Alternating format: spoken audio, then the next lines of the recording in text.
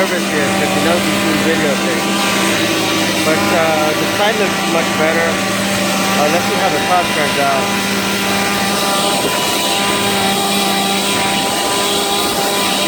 I need to get a shorter trimmer because I'm trying to have a hard time with that, especially with all these smaller bushes. So I think I'm just gonna have to buy a small handheld trimmer, one that is very long, not like that one.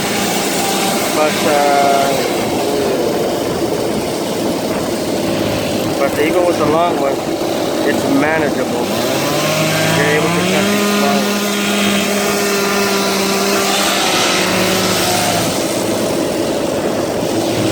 It's not so bad again. Every day he does it, he practices more, he gets better. So yeah, I think within a month of trimming bushes, by the end of that month he'll be a pro. So I'll see y'all later.